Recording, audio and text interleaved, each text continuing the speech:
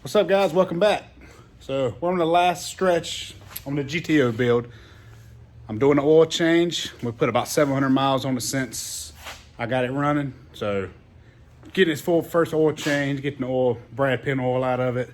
I'm gonna do a new set of plugs, injectors, get it ready for the dyno tomorrow. So at the end of this video, you will see what it does, what it makes, and I'll be happy to turn it back over to my customer. So let's get into it. Well, as you can see the mounts there. Done those in the last video, but that's what I like to see. Nice and dry still, no leaks. Another thing I wanted to show you is when I put these headers on, the knock sensor wire right there burnt on the header. So I took a starter shim and basically bent it and held it up against the block to keep it away from the header, because on these cars the wire's so close to the header it just burns on it. So I took care of that, but nice and dry. That's what I like to see.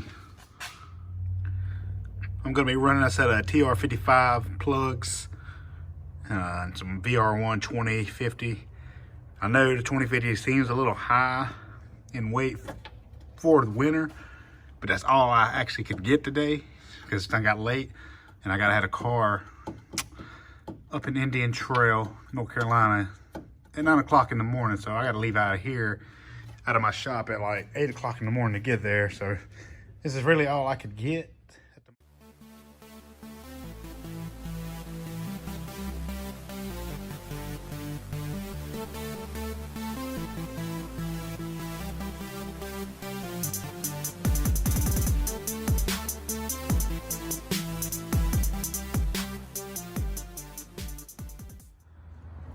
All right, so got injectors and new plugs in. I'm gonna get it loaded on my trailer, that way I can get ready in the morning to just roll out and get straight there. I don't really want to crank it up with the 46-pound injectors in it and new plugs. So get her towed. I'm gonna get her on the trailer and go home for the night. We'll see you first thing in the morning. All right, guys, well, made it here, met the tuner. One thing I did do to the car this morning that I didn't explain was the exhaust. So I took the mufflers off of it because one of them, the baffle inside of it come loose and it was rattling, and I didn't want that to pick up as like a knock and the motor start backing timing down because of the exhaust rattling so hard. So I just eliminated that out of the picture. We'll have to figure the exhaust out later. But I did not want no knock retard, and you want it to be as stress-free on your tuner as possible, and getting rid of those mufflers helped that.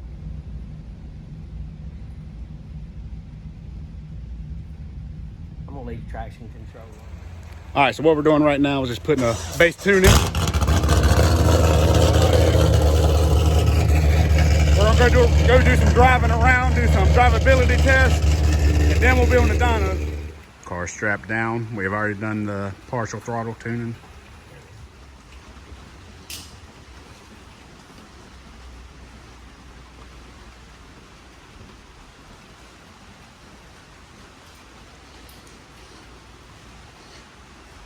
Go ahead and get this thumbnail.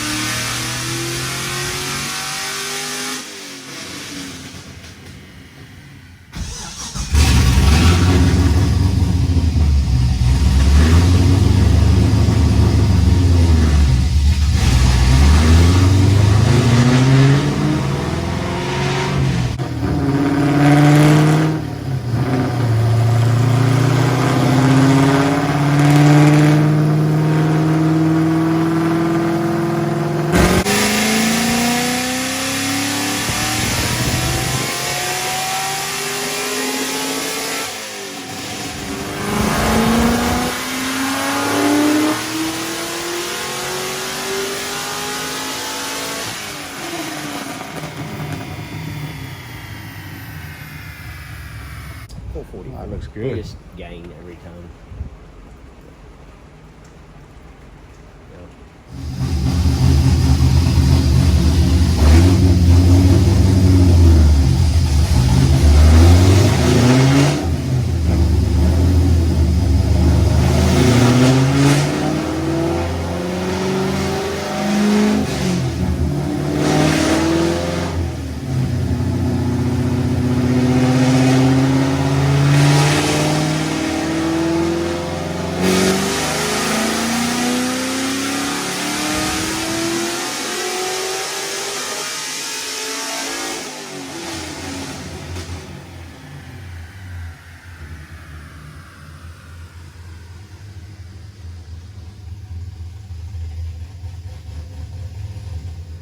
All right, well, the car's all loaded up. We're done.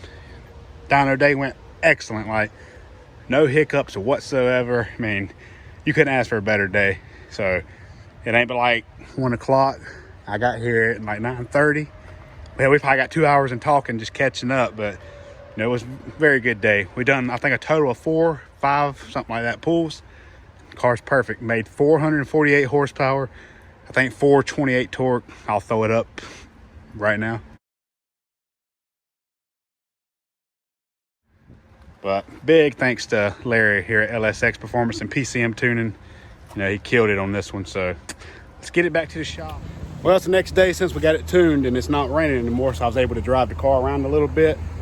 And it actually rides and drives are great. I mean, Larry at LSX Performance and PCM Tuning, he killed the tune on this car. You know, it's got good drivability. When you're in 6th gear just cruising, you know, it feels like you're in a stock car. No bucking or nothing. So huge shout out to him for doing that for me. Get me in. But so I guess I'm gonna let the owner get it back. I might take it for a ride and get his reaction, but we're coming to an end on this build and I've had a lot of fun with it. Another thing I did was the exhaust. I took, and before we had the dyno session, I had to take the mufflers off because they was rattling, and in my head I was thinking that would pick up by the knock sensors and start backing out timing. So I took the mufflers off right before I went to the dyno. And when I got back from the dyno, I took the SLP tips off of the mufflers. I just pretty much put a piece of pipe where the muffler is supposed to be. So, and it actually sounds way better with the actual exhaust coming out the back.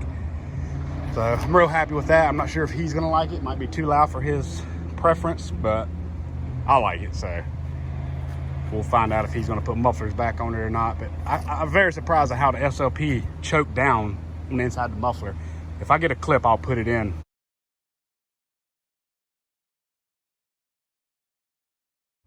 But I mean, you probably would have lost 20 horsepower from necking it down. He necked it down almost 2 inches throughout, which is kind of crazy. But I guess I'm gonna get the customer to come by and let's see if we can get him to go for a ride. Yeah,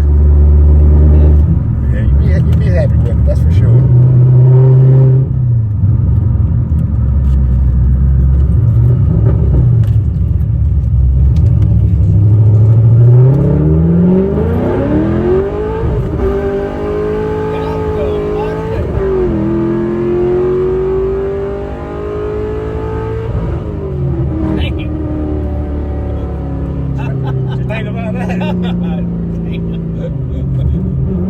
That's all motor. Never felt it like that, did you? All motor.